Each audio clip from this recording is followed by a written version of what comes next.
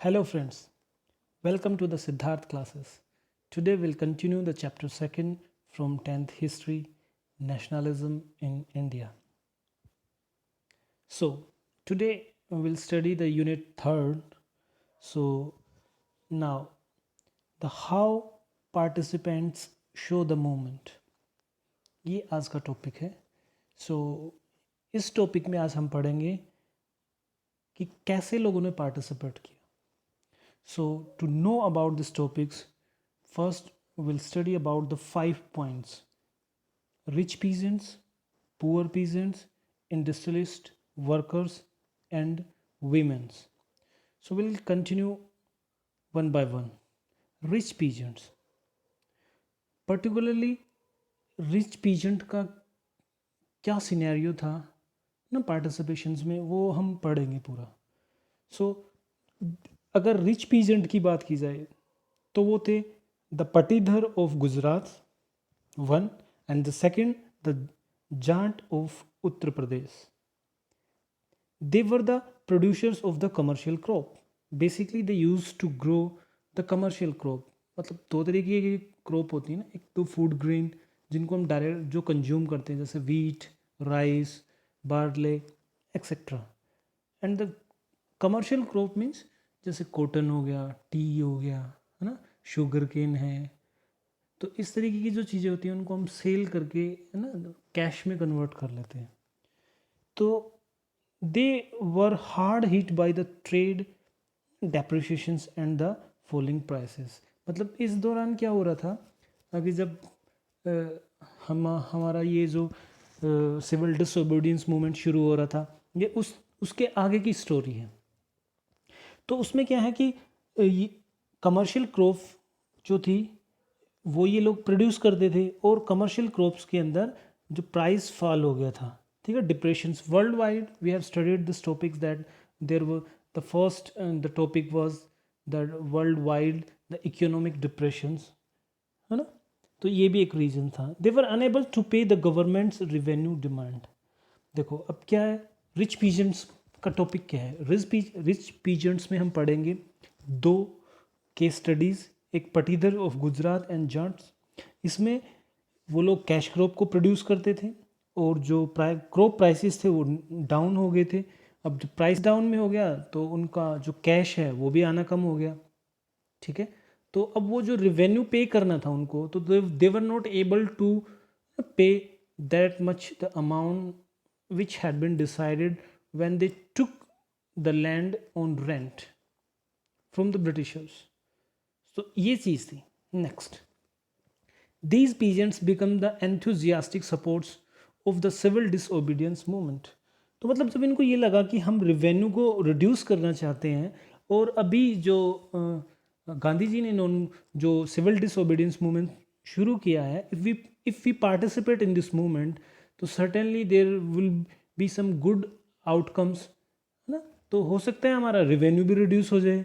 They were expecting this kind of things. So they took the meaning of the Swaraj their own way.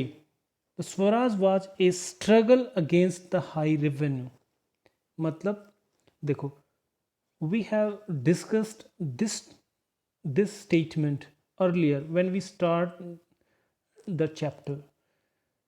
So क्या discuss किया था हमने? ये किया था कि गांधी जी ना try to unite the peoples और the different groups. Gandhi ji ने उन सबको यूनाइट करने की कोशिश की, but everybody had their own notions. जो मैंने बात करी थी जो फर्स्ट वीडियो में, अगर आपने नहीं देखा है तो just go and watch, because we are not studying any topic, we are studying a chapter ना रिगार्डिंग द बोर्ड पर्सपेक्टिव्स. तो उसमें हमें कंटिन्यूसली स्टोरी का पता होना ज़रूरी है. तो एक बार जब ये सारी वीडियो फिनिश हो जाए तो आप वीडियो पार्ट 1 से लेके और लास्ट पार्ट तक, आई थिंक 6 पार्ट बनेंगे इसके, तो 6 पार्ट तक देखनी है आपको. तो वहाँ फर्स्ट वीडियो में हमने डिस्कस किया था कि सबका अलग अलग नोशन था. तो एक नोशन ये भी है कि they thought that the participation in the civil disobedience means to reduce the revenue. वो उन लोगों को ऐसा लग रहा था कि हम पार्टिसिपेट करेंगे और अगर हम विन विन वाली सिचुएशन होती है तो हमारा रेवेन्यू रिड्यूस हो जाएगा.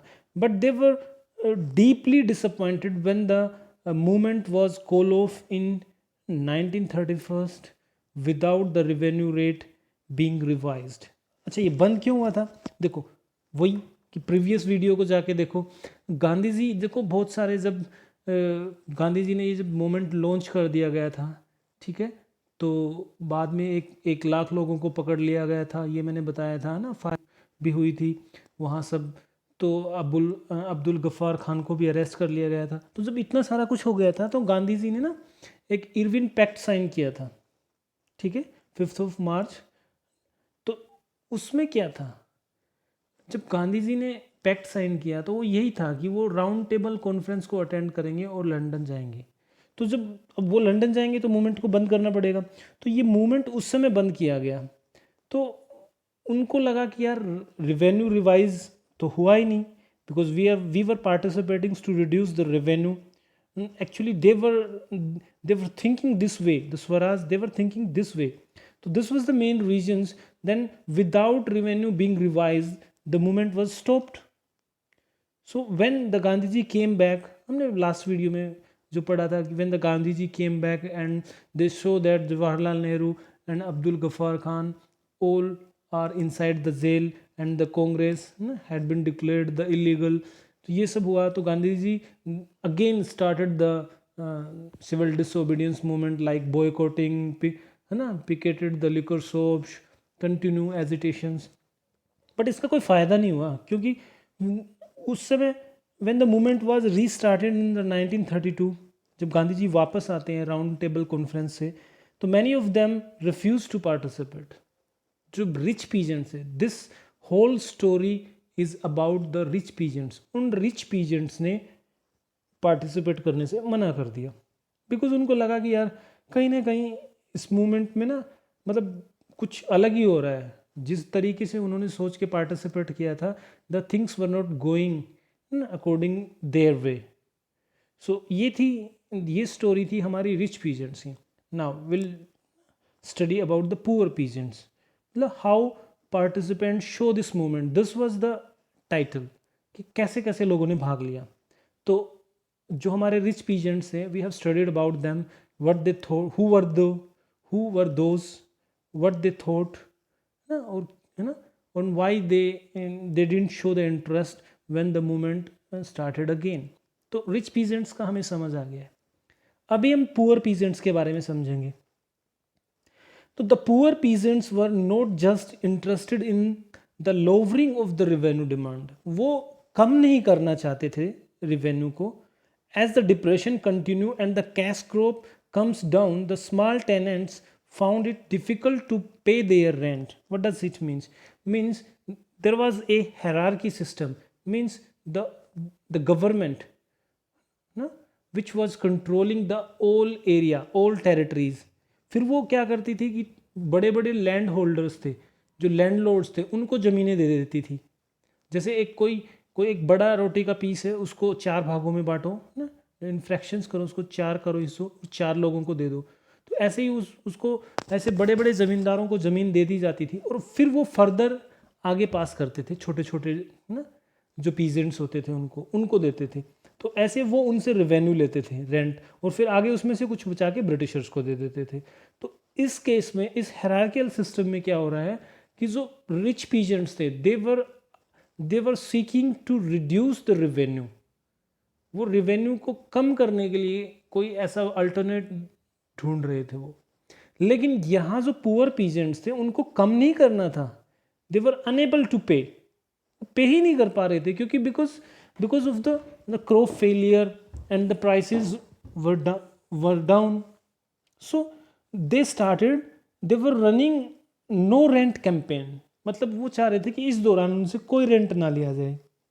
दे were concerned about the rich and the poor peasants. Who were they? The Congress leaders. Basically, the Congress leaders were concerned about the poor peasants and rich peasants. They thought that if we support the poor peasants, so definitely we will disappoint the rich peasants. Because नीचे वाले जो poor peasants हैं, वो जब rent को rich peasant को देंगे, तभी तो वो ब्रिटिशर्स को पे करेंगे। अब ब्रिटिशर उनको बोल रहे हैं यू पे द रेंट है, और अगर नीचे वाले लोग कह रहे हैं कि हमें रेंट ही नहीं देंगे तो फिर ये तो नहीं हो पाएगा ना। तो इस वजह से तो कांग्रेस इन पुअर पीजेंट्स को सपोर्ट नहीं कर रही थी। मतलब कुछ मतलब the relations between the poor peasants and the Congress remained uncertain, मतलब अनसर्टेन था। उन्होंने सपोर्ट, ऐसा भी नहीं है कि सपोर्ट नहीं दिखाया, मतलब वो थोड़े से मतलब 50-50 रहे। मतलब ऐसा कुछ क्लियरली इंडिकेशन उन्होंने नहीं दिया कि that we are supporting you. तो ये अब I think we have studied the 2 points, rich peasants and the poor peasants. Third, industrialist. Now, during the First World War, Indian merchants and industrialists had made huge profits and become powerful. मतलब when the Britishers were busy in the First World War, the Indian, the small cottage industries and big industries and small industries, they took an advantage and developed some industries and gained a lot of money. तो ये सब हो रहा था। इससे पहले we have studied in the lower classes 8-9 that how the colonial government destroyed our industrial and trade system slowly. So they wanted protection against the import of foreign goods. वो चाह रहे थे कि जब कोई आदमी अपना बिजनेस स्टार्ट करता है तो ऑब्वियसली वो यही सोचेगा कि उसका बिजनेस बड़ा हो जाए, तो उसके लिए जो भी उस बिजनेस में बैरियर्स हैं he will try to remove that barriers. And for the industrialists, the main barrier and the main problem was the imported good, machine made good, which was cheaper because of the taxation, the tax system, because the colonial government applied a lot of tax on the Indian goods as compared to the Britishers, जो the imported goods. तो वो चाह रहे थे कि import ही कम कर दें हम, तो क्या होगा, डिमांड इंडियन गुड्स की ज़्यादा बढ़ जाएगी। तो they took this notions their own way कि ये जो इम्पोर्टेड गुड्स है कम हो जाएगा। टू ऑर्गेनाइजेशंस वर फॉर्म्ड, और इस चीज़ को बढ़ाने के लिए उन्होंने 2 ऑर्गेनाइजेशंस भी फॉर्म करी गई। First, Indian industrial and the commercial congress in 1920। So ये एक ऑर्गेनाइजेशन फॉर्म की गई। Second, the federation of Indian chamber of commerce and industries in 1927। So next, there were the 2 prominent industrialist. उस समय 2 industrialist थे, पुरुषोत्तम दास ठाकुरदास और GD Birla. They not only participated in the movement, they gave financial assistance and refused to buy or sell the imported goods. Means they boycott the foreign goods. Means they supported the Gandhian ideology to boycott the foreign goods. But after the failure of the round table conference, when they were not interested, means when in the second round table conference, Gandhiji went to the London and they negotiate with the government, and it was not fruitful. The outcomes were not in the favor of our country. So Gandhiji came back. So when they thought that this round table conference is failed, so they were not interested again to join the civil disobedience movement, because they were expecting if the movement will continue there will be some violence.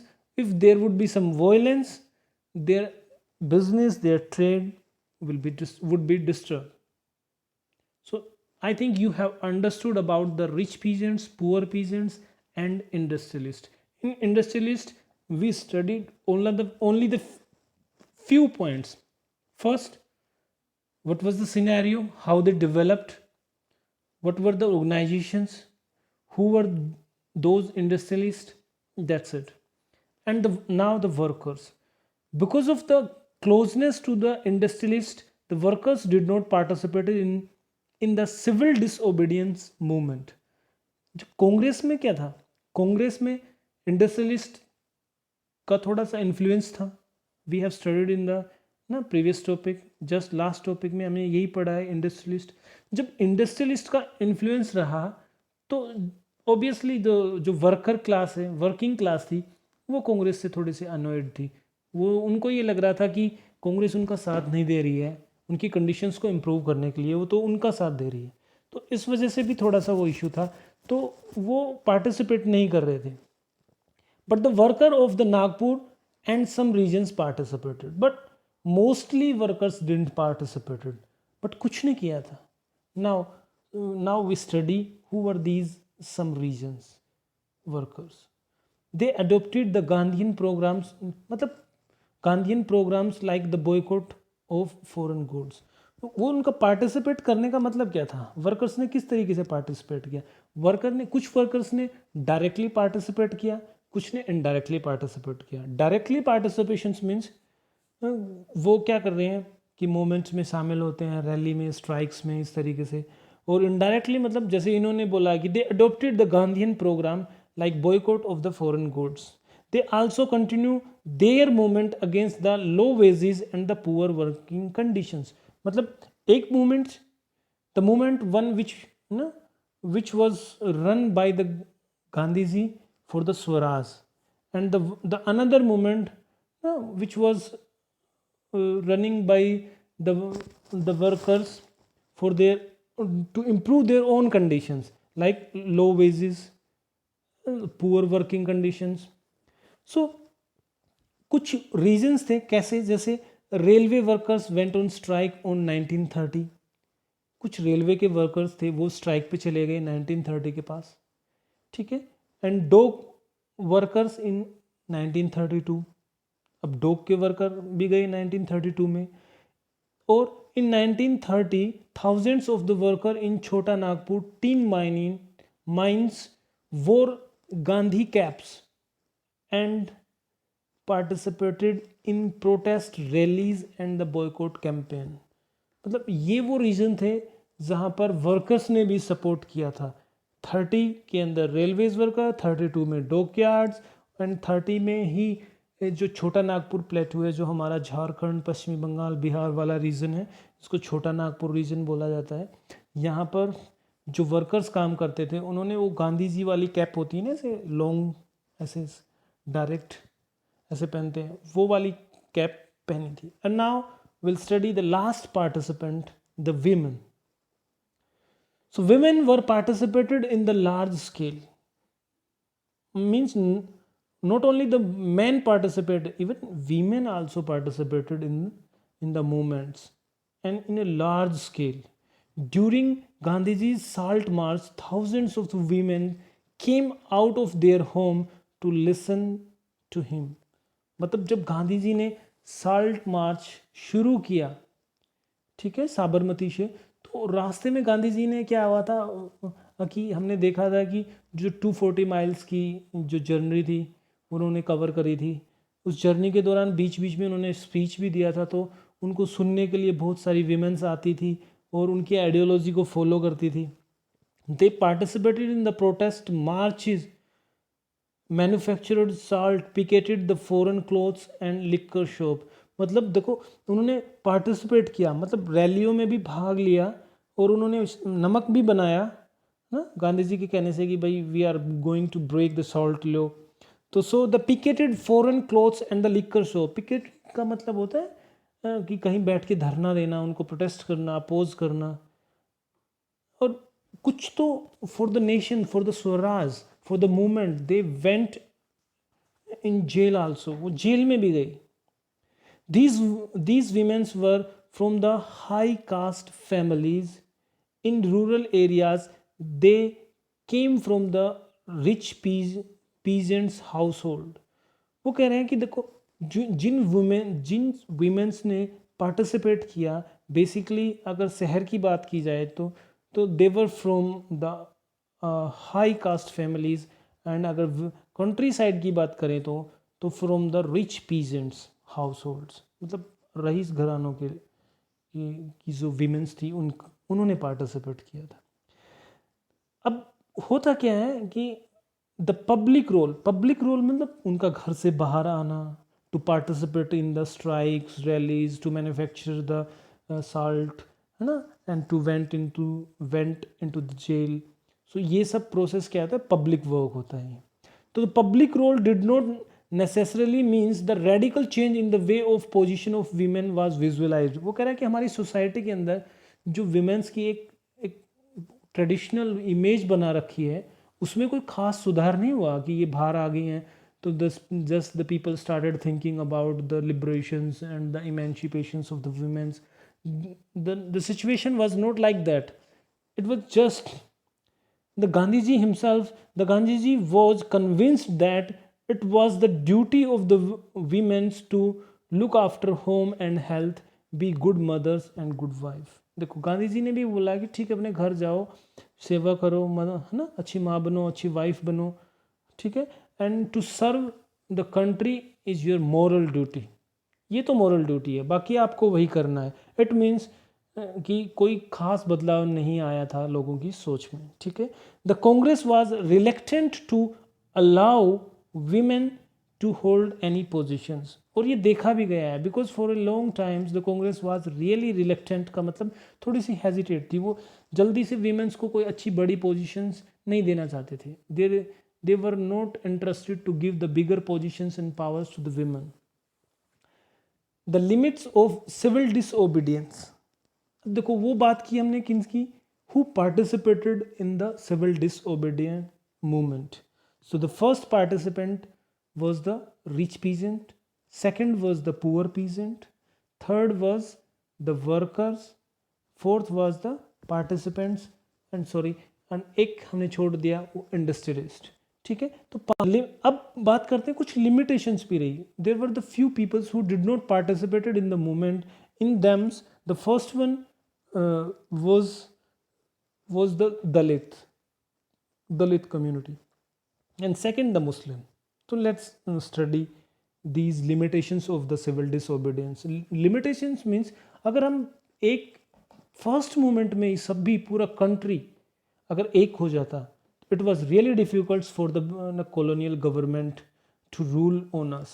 So ये क्या था कि we were not unite. और मैंने बोला था starting में जब ये चैप्टर शुरू किया था कि हमें उस पर्सपेक्टिव से समझना है कि कैसे लोगों को यूनाइट कर दिया, कैसे वो फीलिंग क्रिएट कर दी.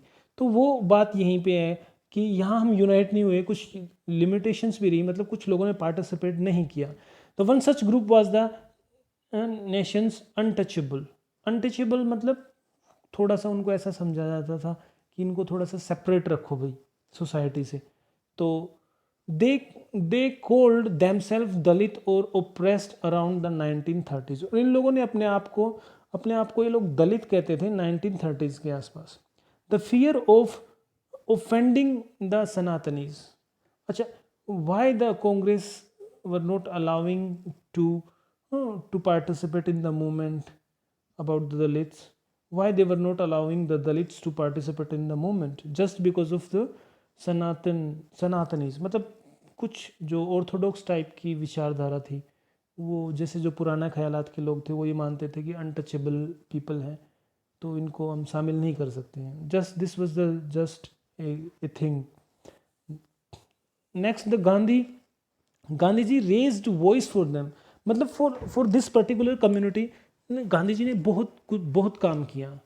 गांधी जी ने मतलब यहाँ तक बोला, the Gandhi ji said if we will not unite or will not participate with the movement with the Dalits, and Dalit will not participate in the movement, so it will take the thousands of years to get the liberty or the liberation or independence.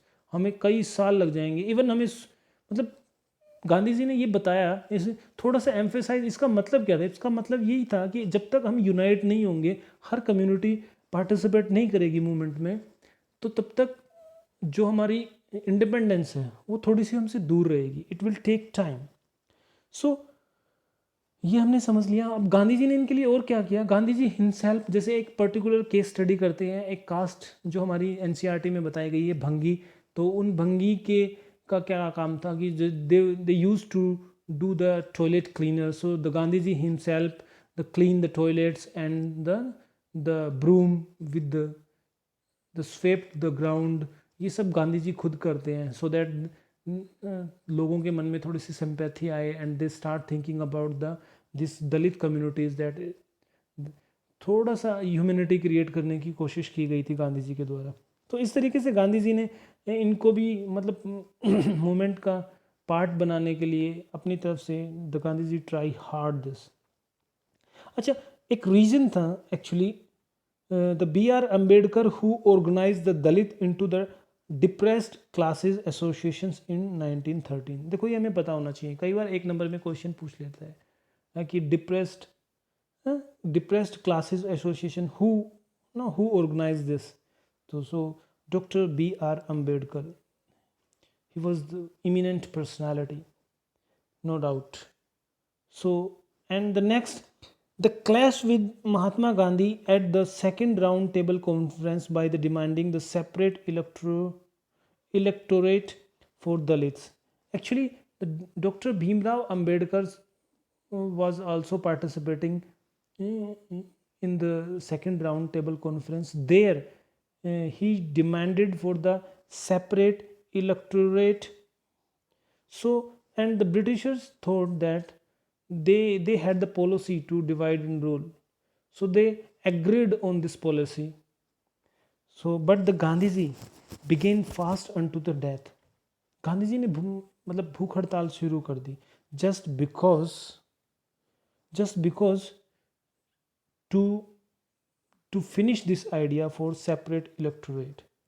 क्योंकि गांधी जी को ऐसा लगता था, he believed that the separate electorate for Dalits would slow down the process of their integrations into the society. Gandhi ji really used to believe in this ideology that the separate electorate will break the unity. So Ambedkar ultimately accepted the Gandhiji's positions and the result was Pune Pact of September 1932. Sometimes these questions can be asked that when did Pune Pact signed? So in September 1932, between whom the Pune Pact was signed? So between Dr. B.R. Ambedkar or Gandhi ji. So they were given reserved seat in the provincials and the central legislative council. अब उनको separate electorate ना देके उनको reserve seat दी गई provincial और the central legislative council के अंदर. Now will study the Muslim political organisations. अब ये सेकंड है जो हमारी लिमिटेशंस थी.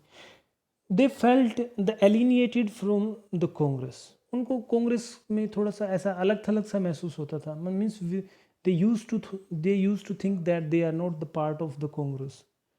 उनको अच्छा सा नहीं लगता था. The closeness, and what was the reason? Because of the closeness with the Hindu religious nationalist group like the Hindu Mahasabha. उनको ये लगता था कि जो कांग्रेस है it is moving around the Hindu Mahasabha. Hindu Mahasabha का इन्फ्लुएंस थोड़ा सा ज़्यादा है. The Congress and the Muslim League made efforts to renegotiate an alliance, and in 1927 it appeared that such a unity could be forged.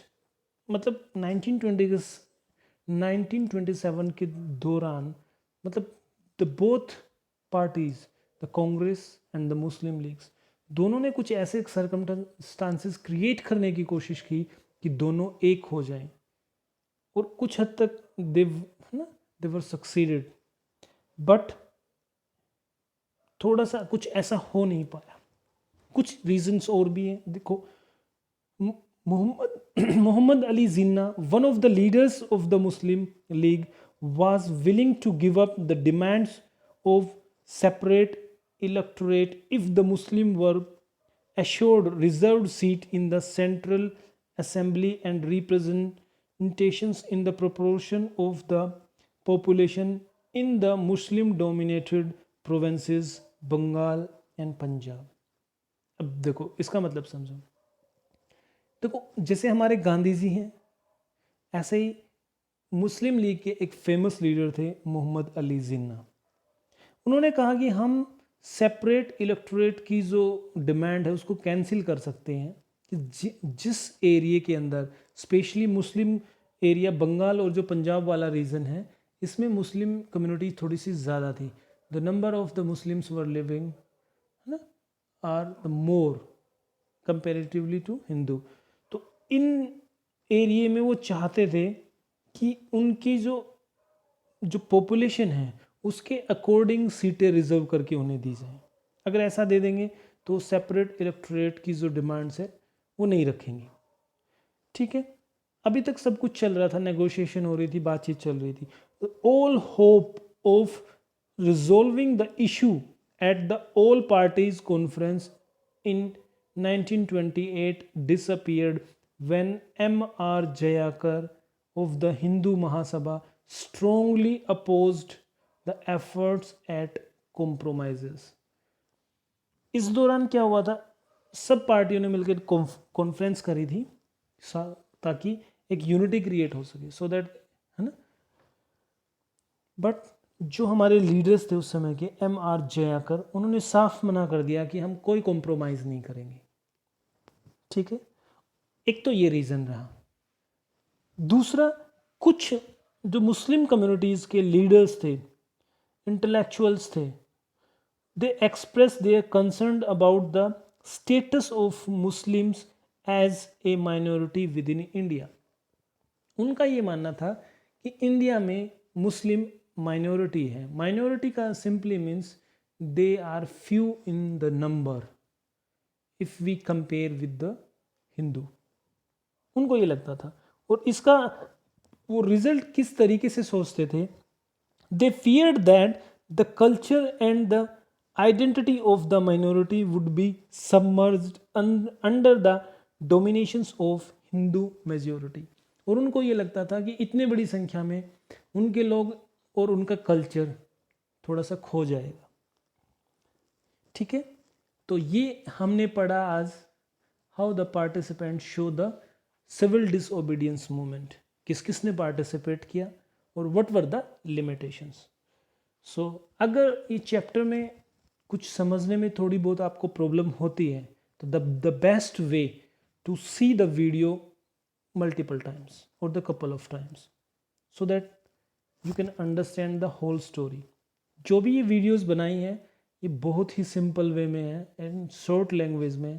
थोड़ा सा हो सकता है फर्स्ट टाइम आपको ना समझ में आए, लेकिन एक दो बार देखोगे तो you can easily understand. So thank you very much.